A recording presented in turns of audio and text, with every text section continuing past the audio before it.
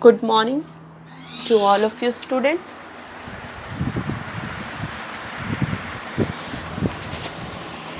International marketing management जो कि आपका ग्रुप सी का पेपर सेकंड है. ओके,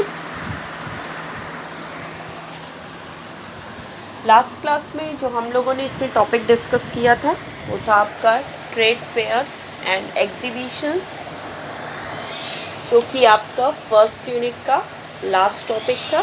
ओके, आज की प्रेजेंट क्लास में हम लोग सेकेंड यूनिट स्टार्ट करेंगे.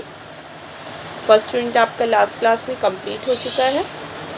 सेकेंड यूनिट में जो आपको टॉपिक पढ़ना है वो है international distribution channel meaning and types. Means international distribution channel क्या होता है? अंतर्राष्ट्रीय वितरण चैनल. तो अंतर्राष्ट्रीय वितरण प्रणाली क्या होती है, पहले हम लोग ये स्टडी करेंगे, उसकी मीनिंग. देन हम लोग ये स्टडी करेंगे कि इंटरनेशनल लेवल पर डिस्ट्रीब्यूशन चैनल्स कितने प्रकार के होते हैं. Okay, so let's start the class. सबसे पहले हम लोग मीनिंग स्टडी करते हैं कि what is international distribution channel. अंतर्राष्ट्रीय वितरण प्रणाली क्या है? Distribution plays an important role in the implementation of the international marketing program, as it enables the products and services to reach the ultimate customer. Distribution international marketing program में distribution एक बहुत ही important role play करता है, क्योंकि through the distribution channel, distribution के through ही कोई भी प्रोडक्ट्स या सर्विसेज को जो मार्केटर होता है वो अल्टीमेट कस्टमर तक पहुंचाता है. मीन्स इंटरनेशनल मार्केटिंग प्रोग्राम को इम्प्लीमेंटेशन करने का सबसे जो प्रोसेस है वो है आपका डिस्ट्रीब्यूशन, जो कि इसमें एक इम्पॉर्टेंट रोल प्ले करता है. डिस्ट्रीब्यूशन चैनल्स के थ्रू जो भी हम प्रोडक्ट्स हैं, जो भी सर्विसेज हैं, वो मैन्युफैक्चरर से लेकर के अल्टीमेट कंज्यूमर तक पहुंचाया जाता है. मीन्स ऐसे चैनल, ऐसी वितरण प्रणाली जिसके थ्रू गुड्स एंड सर्विसेज को उत्पादक से उपभोक्ता तक पहुंचाया जाता है. मीन्स जिसे ट्रांसफ़र किया जाता है from the manufacturer to the ultimate consumers, उसे हम लोग डिस्ट्रीब्यूशन चैनल कहते हैं. क्लियर है? An international marketing firm has the option of managing its distribution function either directly or indirectly through middleman or a suitable combination of the two. International जो marketing firm होती हैं, जो कि foreign country में exist करती हैं, वो अपने डिस्ट्रीब्यूशन फंक्शन को, मीन्स जो भी उनकी वितरण प्रणाली है, उसे वो दो तरह से मैनेज कर सकती हैं. एक उसमें या तो वो डायरेक्टली एडॉप्ट कर सकती हैं मेथड, या फिर वो इनडायरेक्टली थ्रू मिडल मैन और a suitable combination of the two, और या फिर वो इन दोनों का कॉम्बिनेशन एडॉप्ट कर सकती है. ओके, मीन्स इंटरनेशनल जो भी मार्केटिंग फर्म है, जो भी गुड्स और प्रोडक्ट्स को, सर्विसेज को प्रोड्यूस करती है, वो अपने प्रोडक्ट्स और सर्विसेज को कस्टमर तक पहुंचाने के लिए दो तरह से वो पहुंचा सकती है. एक आपका होता है डायरेक्ट मेथड, जिसमें डायरेक्टली मैन्युफैक्चरर से कस्टमर तक प्रोडक्ट डायरेक्टली पहुंचाया जाता है. दूसरा होता है आपका इनडायरेक्टली, मीन्स अप्रत्यक्ष. इसमें मैन्युफैक्चरर्स के बाद कुछ मिडिल मैन्स होते हैं बीच में, उनके थ्रू कस्टमर्स तक प्रोडक्ट और सर्विसेज को पहुंचाया जाता है. या फिर कभी कभी जो इंटरनेशनल मार्केटिंग फर्म है, इन दोनों का ही कॉम्बिनेशन यूज़ करती है. मीन्स डायरेक्ट मेथड और इनडायरेक्ट मेथड दोनों को कंबाइन करके वो यूज़ करती है. क्लियर है? तो ये है आपका इंटरनेशनल डिस्ट्रीब्यूशन चैनल। इसके बारे में थोड़ा और स्टडी करते हैं। The distribution process for international marketing involves all those activities related to time, place and ownership utilities for industrial and end consumers। International marketing का जो डिस्ट्रीब्यूशन प्रोसेस होता है, जो वितरण प्रणाली होती है, उसमें वो सारी एक्टिविटीज़ इंक्लूड होती हैं जो कि आपका रिलेटेड होती हैं टाइम से, प्लेस से एंड ओनरशिप यूटिलिटीज़ से for industrial and and consumers. Means international marketing की जो डिस्ट्रीब्यूशन प्रोसेस है उसमें जितनी भी टाइम, प्लेस और ओनरशिप यूटिलिटीज़ से रिलेटेड जितनी भी एक्टिविटीज़ होती हैं जिनके थ्रू प्रोडक्ट्स को मैन्युफैक्चरर से कस्टमर्स तक, वो कस्टमर्स आपके इंडस्ट्रियल भी हो सकते हैं और आपके एंड कंज्यूमर्स भी हो सकते हैं, इन दोनों तक जो पहुंचाया जाता है उसे ही डिस्ट्रीब्यूशन प्रोसेस या डिस्ट्रीब्यूशन चैनल कहते हैं। क्लियर है? मीन्स डिस्ट्रीब्यूशन प्रोसेस में वो सारी एक्टिविटीज़ इंक्लूड होती हैं, चाहे वो टाइम से रिलेटेड हो, प्लेस से रिलेटेड हो या फिर वो ओनरशिप से रिलेटेड हो, जिसके थ्रू जो भी मार्केटिंग फर्म होती है वो प्रोडक्ट्स एंड सर्विसेज को from the point of origin से to the point of user तक पहुंचाती है। मीन्स उत्पत्ति के स्थान से उसको उपभोक्ता के स्थान तक पहुंचाती है। क्लियर है?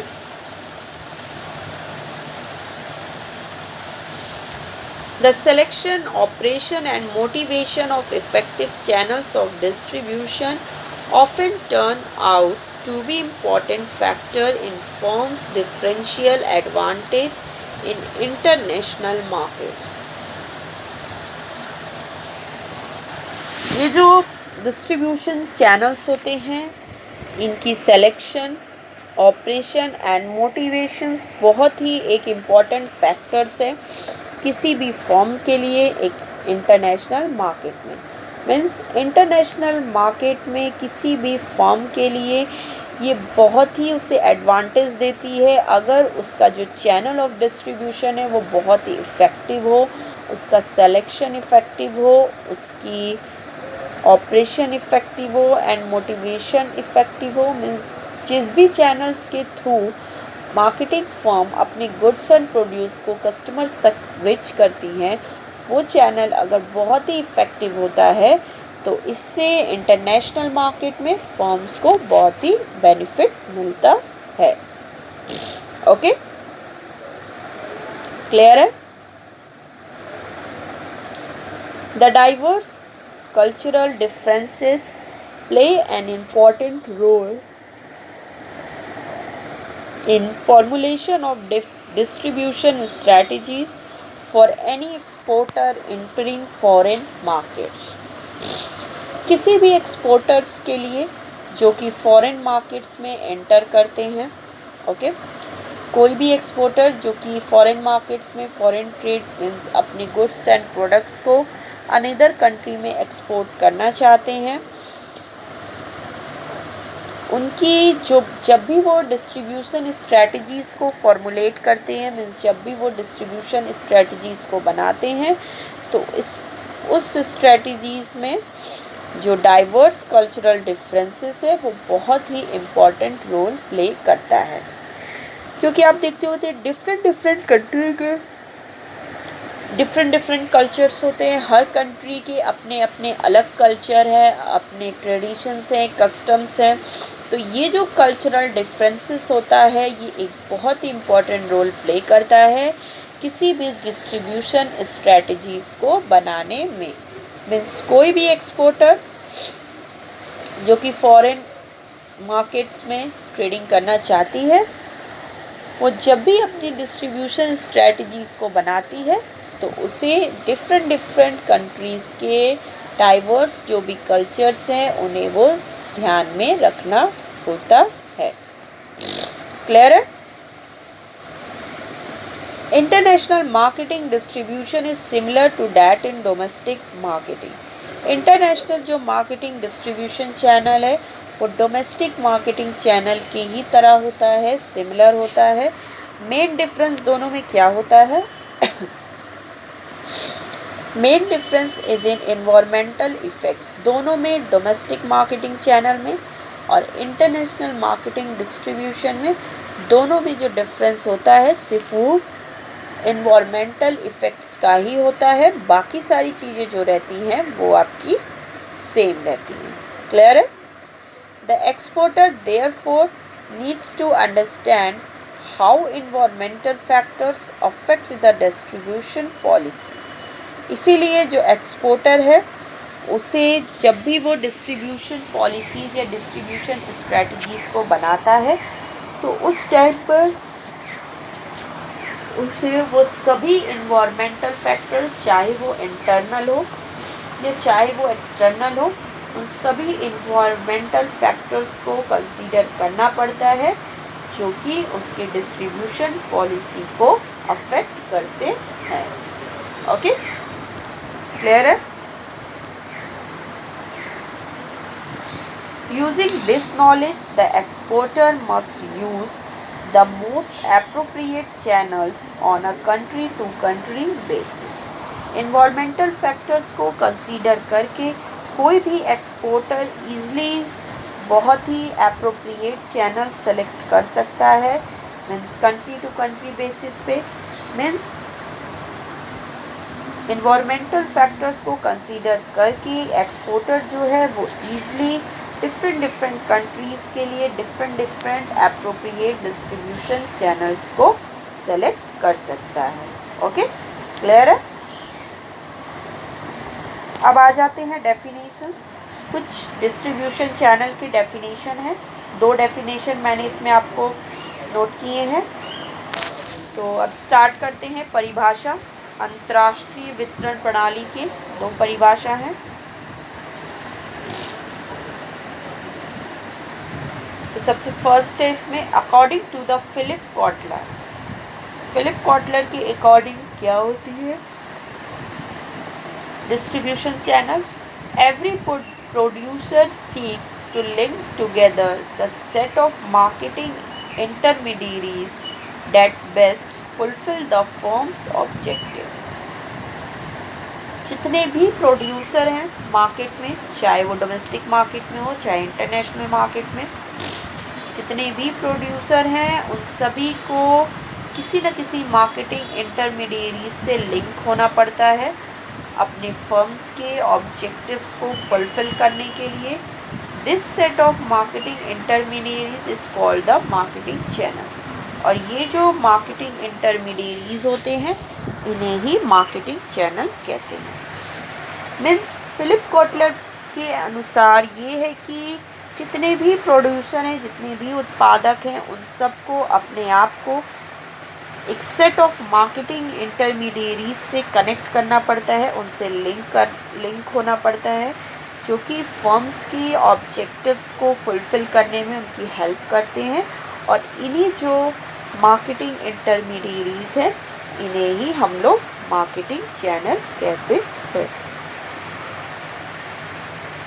और मीन्स जो डिफरेंट चैनल्स, डिफरेंट इंटरमीडियरीज कंपनियां या प्रोड्यूसर एडॉप्ट करते हैं अपने प्रोडक्ट्स को अपने पास से कस्टमर तक पहुंचाने के लिए, उन सभी इंटरमीडियरीज को मार्केटिंग चैनल कहते हैं। इसमें आपके होलसेलर हैं, एजेंट हैं, रिटेलर हैं, डिस्ट्रीब्यूटर हैं, ये सारे इंक्लूड हो सकते हैं। क्लियर है?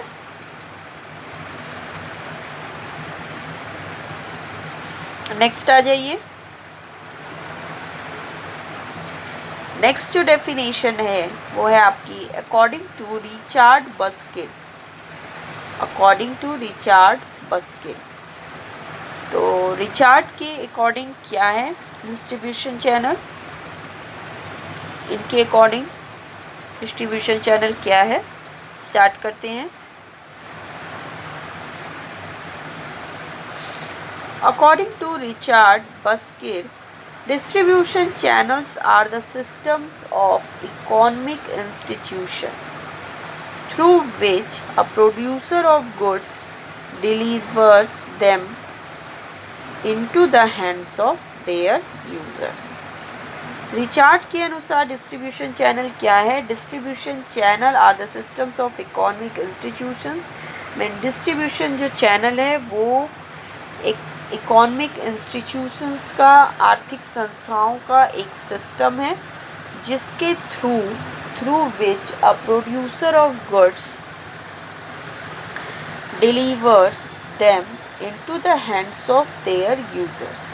मीन्स जिसके थ्रू जो भी गुड्स के प्रोड्यूसर हैं, मीन्स जो गुड्स प्रोड्यूस करते हैं, उनके हैंड से गुड्स को डिलीवर करना यूज़र्स के हैंड में। Means according to the Richard Buskirk, distribution channel economic institution का सिस्टम है जिसके थ्रू कोई भी मैन्युफैक्चरर या प्रोड्यूसर अपने गुड्स को कंज्यूमर्स या यूज़र्स के हाथ तक पहुंचाता है या यूज़र्स के हैंड्स तक डिलीवर करता है।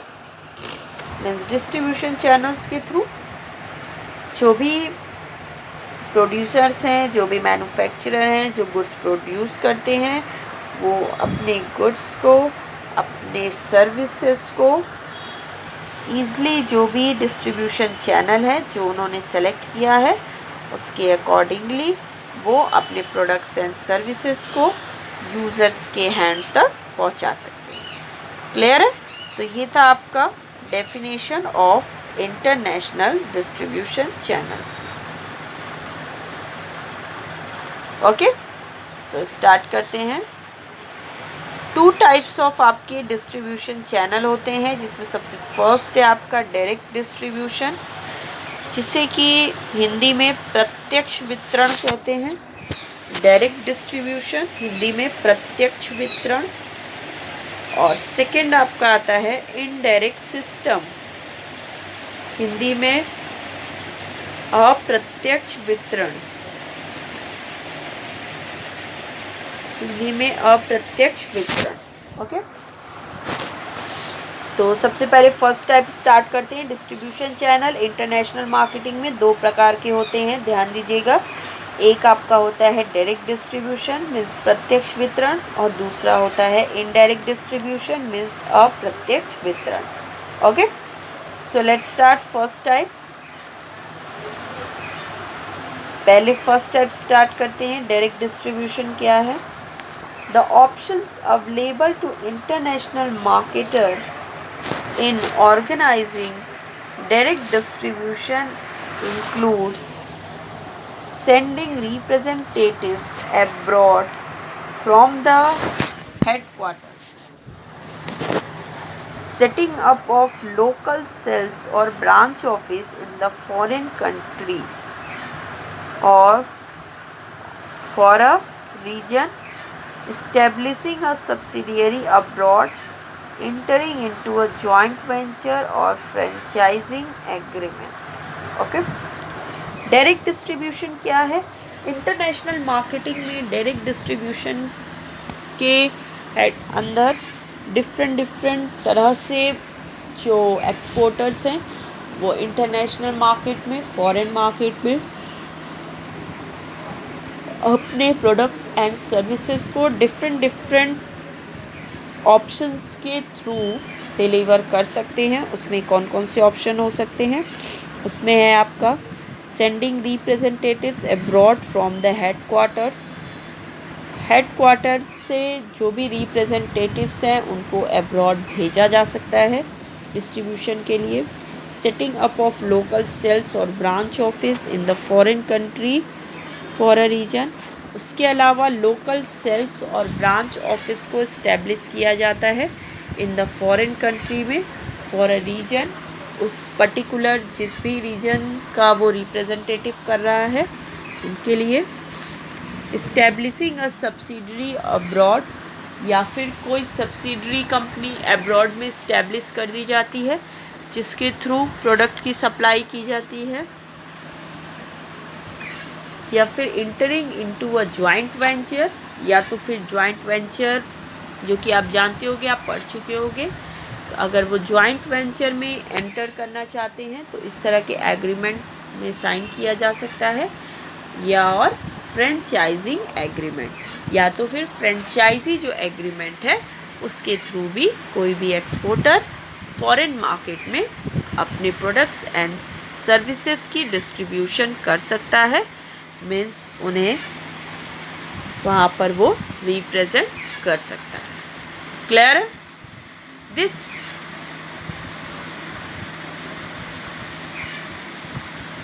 Okay. Companies having long-term interest in international marketing find it expedient to deploy their own sales forces in foreign markets.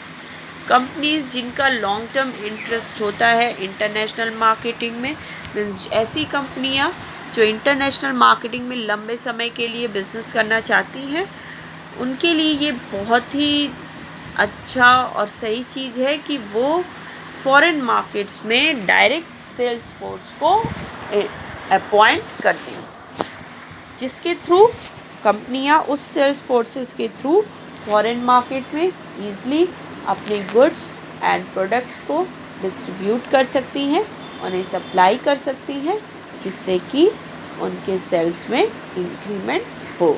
Clear है? This helps them in increasing their sales volume through committed market development activities, better control and motivation of foreign intermediaries being used, and paving the way for a smoother transition to direct distribution and marketing.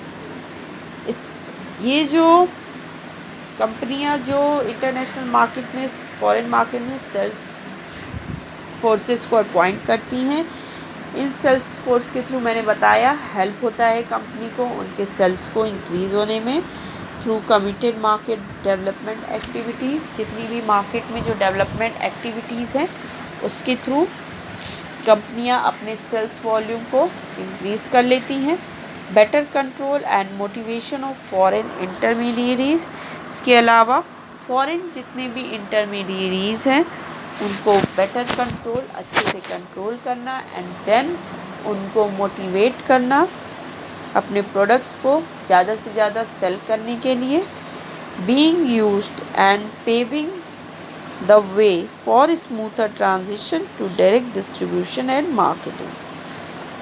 इसके अलावा जो भी वे होता है जिसके through कंपनियां या exporter foreign market में डिस्ट्रीब्यूशन करते हैं वो आपका डायरेक्ट डिस्ट्रीब्यूशन एंड मार्केटिंग होता है।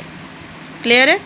तो एक बार फिर से बता देती हूँ डायरेक्ट डिस्ट्रीब्यूशन क्या है। डायरेक्ट डिस्ट्रीब्यूशन एक ऐसा सिस्टम है जिसके थ्रू कोई भी एक्सपोर्टर इंटरनेशनल मार्केट में ईज़िली अपने सेल्स फोर्स को अपॉइंट करके या फिर डायरेक्टली खुद ही रिप्रेजेंटेटिव सेंड करके या फिर अपना ब्रांच वगैरह वहाँ इस्टेब्लिश करके या फिर फ्रेंचाइजी ले करके या फिर जॉइंट वेंचर एग्रीमेंट में इंटर करके वो अपने प्रोडक्ट्स एंड सर्विसेज को डायरेक्ट मार्केट में फॉरेन मार्केट में डायरेक्टली डिस्ट्रीब्यूट कर सकता है, मीन्स सेल कर सकता है। क्लियर है?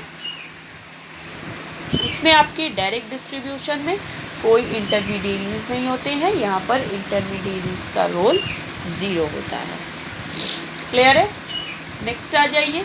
सेकंड जो आपका टाइप है इंटरनेशनल डिस्ट्रीब्यूशन चैनल का वो है इनडायरेक्ट डिस्ट्रीब्यूशन, हिंदी में अप्रत्यक्ष वितरण प्रणाली।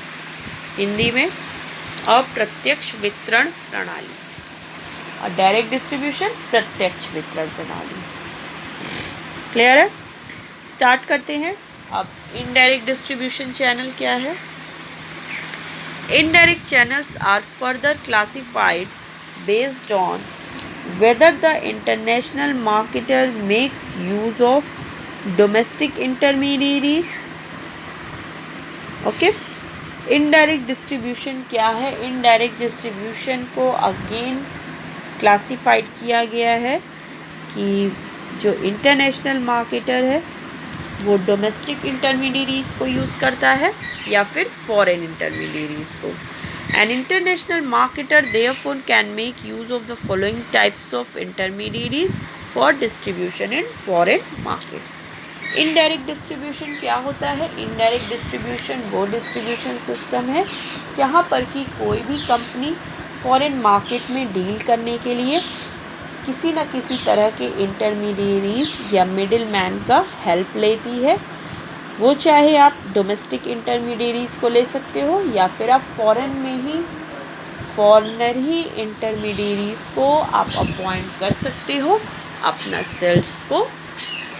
अपने प्रोडक्ट्स को सेल करने के लिए। ये जो इंटरनेशनल मार्केटर हैं वो डिस्ट्रीब्यूशन करते हैं फॉरेन मार्केट्स में दो तरह से। ओके, मीन्स इंटरनेशनल डिस्ट्रीब्यूशन में ये क्लियर रखिए कि इंटरमीडियरीज का इसमें हेल्प लेना ही लेना है। मीन्स डायरेक्टली यहाँ पर मैन्युफैक्चरर जो है कस्टमर्स को गुड्स सोल्ड नहीं करता है, वो डायरेक्ट डिस्ट्रीब्यूशन में होता है। इनडायरेक्ट डिस्ट्रीब्यूशन में क्या होता है कि जो भी एक्सपोर्टर होते हैं, जो भी कंपनियां हैं, वो इंटरनेशनल मार्केट में डील करने के लिए वो कुछ इंटरमीडियरीज का हेल्प लेती हैं जिसके थ्रू वो अपने प्रोडक्ट्स एंड सर्विसेज को फॉरेन मार्केट में सप्लाई करती हैं। ओके, इसमें दो तरह से जो कंपनियां हैं दो तरह से इंटरमीडियरीज का हेल्प ले सकती हैं। फर्स्ट है आपका डोमेस्टिक ओवरसीज़ इंटरमीडियरीज और दूसरा है फॉरेन इंटरमीडियरीज।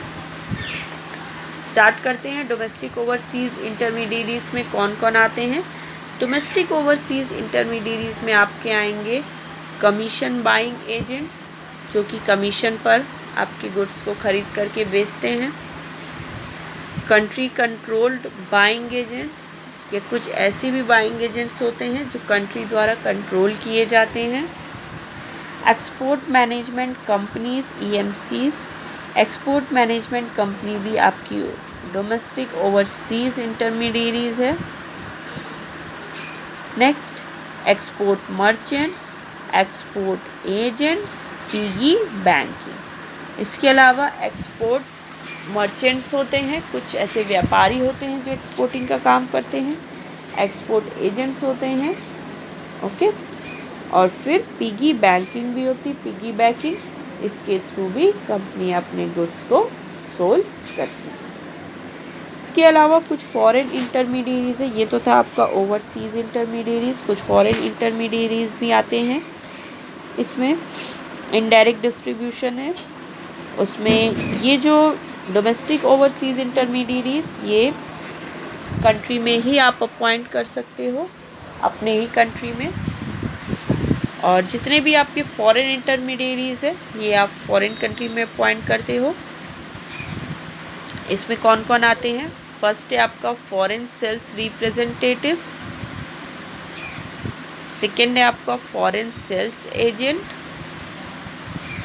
थर्ड है आपका foreign stocking and non stocking agents, and fourth and last point जो आपका है फॉरेन इंटरमीडियरीज में, वो है स्टेट कंट्रोल्ड ट्रेडिंग कंपनीज। इस कुछ कंपनियां ऐसी होती हैं जिसे स्टेट कंट्रोल करता है, जिसके थ्रू कंपनियां जो हैं अपने प्रोडक्ट्स एंड सर्विसेज की फॉरेन मार्केट में डिस्ट्रीब्यूशन करती हैं। ओके, क्लियर है?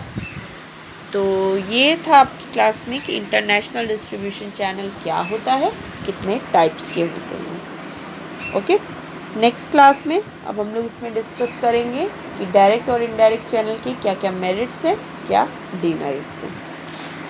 Okay students, so the class is over.